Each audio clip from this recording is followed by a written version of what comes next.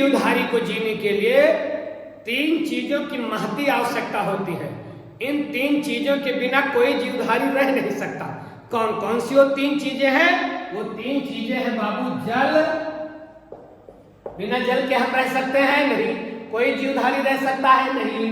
जल, जंगल और जमीन। याद रखिएगा, ये 3 चीजें ऐसी हैं कि जिनके बिना कोई जीवधारी जीवित नहीं रह सकता। जल, जंगल, जमीन, जल, जंगल, जमीन, इनको बचाना है। अब आइए देखें कि जल, जंगल, जमीन में जो ये जंगल है, वो कौन सा क्षेत्र है जहां धरती पर सबसे ज्यादा जंगल है? वह कौन सा देश है जहां बहुत सारा जंगल पाया जाता है? तो बाबू जंगल वहां ज्यादा पाया जाएगा उस देश में जिस देश में जमीन ज्यादा होगी। जमीन ज्यादा होगी तो ज्यादा जंगल उगेगा। तो दुनिया का सबसे बड़ा देश कौन सा है? दुनिया का सबसे बड़ा देश है रूस। दुनिया का सबसे बड़ा देश है रूस, और रूस में ही सबसे ज्यादा जंगल पाया जाता है। दुनिया का सबसे बड़ा देश रूस, दुनिया का सबसे ज्यादा जंगल वाला देश रूस। पूरी रूस के पास जितनी धरती है उसका 50% तो जंगल है, जंगल है। रूस बहुत बड़ा देश है। 3 साल से जो है यूक्रेन पर हमला कर रहा है और दुनिया के सारे देश टुकटुकी लगाए देख रहे हैं, कोई कुछ उसका कर नहीं पा रहा है। अमेरिका भी मूक दर्शक बना हुआ है, इधर से बम सप्लाई कर रहा है यूक्रेन की ओर से, लेकिन रूस थम नहीं रहा है। क्यों? क्योंकि रूस के पास सब ज्यादा है, जंगल भी ज्यादा, जमीन भी ज्यादा। क्या कर लोगे रूस का? कुछ नहीं हो पाएगा। तो रूस के पास जंगल ज्यादा है, रूस के पास जमीन ज्यादा है।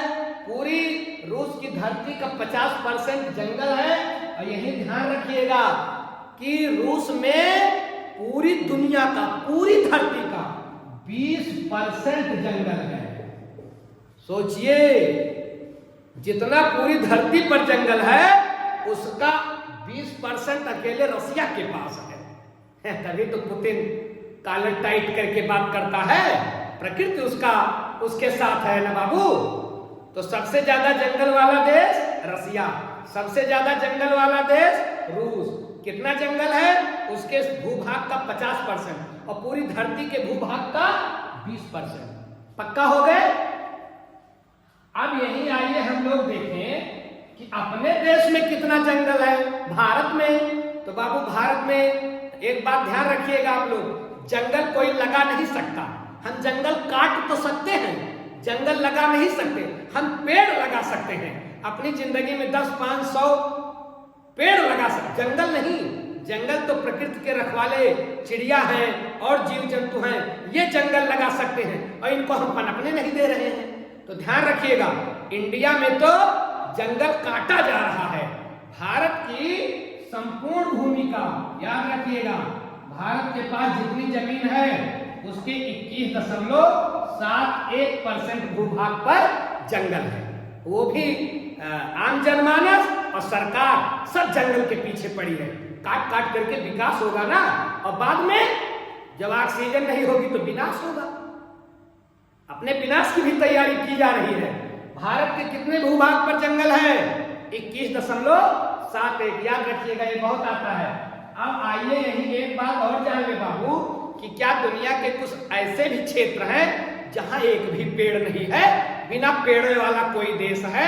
हाँ, बहुत सारे स्थान ऐसे हैं जहां यक्को पेड़ है ही ना भैया। अब आप बोलोगे सर जब यक्को पेड़ है ही ना तो उनका ऑक्सीजन कहां से मिले? बाबू ध्यान रखिए, धरती हमने बांट ली है, धरती जिसने बनाया है उसने नहीं बांटी है। उस परमात्मा के लिए तो धरती एक है ना, तो हर जगह के लिए व्यवस्था करेगा। अपने सब लकीर डाल दे, ही तो हाय, ही हमाय, हिया से डोरी धरा, हिया से मेड़ बांधा, और जेके आए तो ओकरे लिए तो अकेले आए ना। तो उस प्रभु के लिए जो इस सृष्टि का निर्माण करता है उसके लिए तो धरती अकेली है, तो सबके लिए व्यवस्था करेगा। तो दुनिया के कुछ ऐसे देश हैं जहां यक्को पेड़ भैया है ये ना। कौन सा है वो देश? ध्यान रखिएगा, वो देश है जैसे कतर, नाम सुने हो ना? कतर एक ऐसा देश है जहां पेड़ का आपको दर्शन नहीं होगा, क्योंकि बहुत सारे भूभाग पर बर्फ जमा रहती है। एक और देश है ओमान। ओमान का भी नाम आपने सुना होगा। यहाँ को पेड़ है ही नहीं है, बिना पेड़े के लोग जी रहे हैं। ऑक्सीजन दूसरे देश वाले सप्लाई करें, ये जिंदा रहेंगे, क्योंकि हवा को तो कोई रोक नहीं सकता कि वो भारत में बहेगी, कि पाकिस्तान में बहेगी, कि बांग्लादेश में बहेगी। जंगल रहेगा इंडिया के पास और फायदा लेंगे पाकिस्तान वाले। हवा तो बहकर वहां भी जाएगी, ऑक्सीजन वहां भी तो जाएगी। तो ध्यान रखिए, ये कतर, ओमान, ये ऐसे देश है जहां ऐसा प्राकृतिक झंझट है, काटते नहीं है ये लोग। ये तो बेचारे लगाने के लिए परेशान हैं कि हमारे यहाँ भी जंगल हो जाए, हमारे यहाँ भी पेड़ हो जाए, हमारे यहाँ भी फूल हो जाए। लेकिन प्रकृति नाराज है तो क्या करोगे? यहाँ बर्फ ज्यादा जमी रहती है तो करे बेचारे क्या। और ध्यान रखिएगा, एक द्वीप है ग्रीनलैंड। नाम तो आपने जरूर सुना होगा ग्रीनलैंड का। नमवा इसका है ग्रीनलैंड, हरी हरी धरती। ग्रीनलैंड को हिंदी में बोलोगे तो हरी हरी धरती। यह को पेड़ है ये ना हो, नाम रखा गया है ग्रीनलैंड और पेड़ एक भी नहीं। तो आप सोचोगे सर ग्रीनलैंड नमवे फिर काहे रख दिया गया, उल्टा नाम क्यों रखना था? इसका नाम तो रखना था मरुस्थललैंड और नाम हो गया ग्रीनलैंड।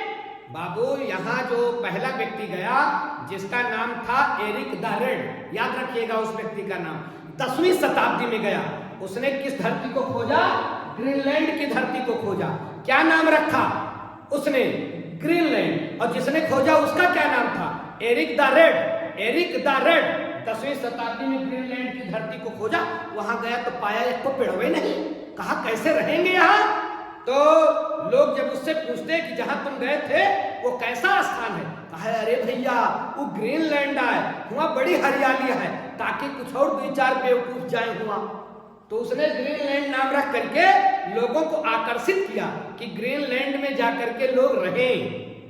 तो ये कुछ ऐसे क्षेत्र हैं, और अंटार्कटिका का क्षेत्र जहां बहुत ठंडी पड़ती है, वहां भी एक भी पेड़ नहीं होता है।